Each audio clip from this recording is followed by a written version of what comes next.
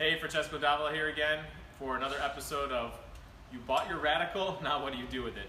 We're going to show you today how to change a wheel on the car. So first we start off with a little piece of wood to raise up the front end there to get the front splitter off the ground a little bit so you can fit one of these nifty little jacks underneath. And you're going to raise the front.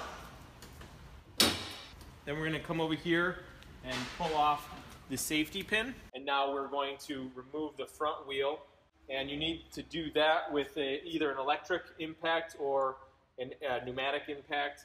And you have a 1 inch to a 3/4 driver. So go ahead and remove that. He's going to go towards, he goes towards the rear of the car to undo that.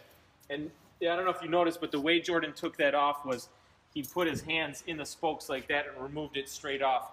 That is so you do not damage the threads here, because the hub actually has the threads on one single hub. Go ahead and move this one out of the way so we can get a close up here. When you're looking in here, you want to make sure that everything looks to be the way you left it. So we always mark all of our nuts and bolts on the race car so you can see if they've moved, and you can tell there that they have not. Here's a great chance to look at the pad, the brake pad thickness.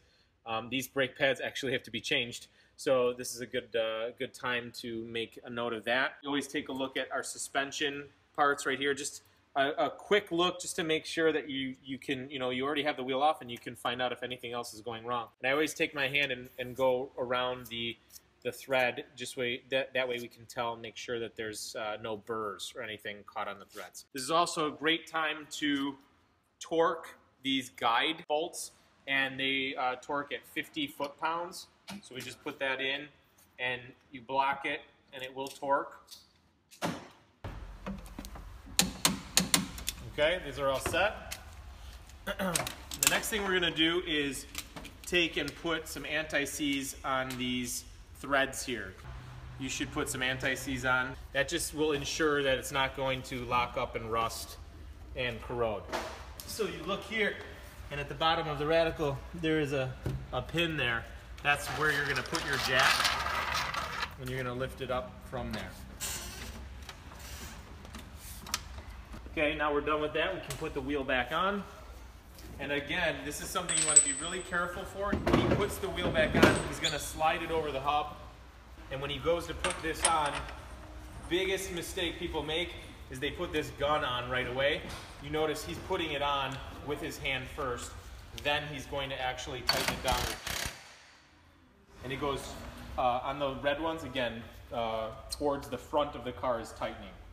And then the last thing he can do is put your safety pin in place.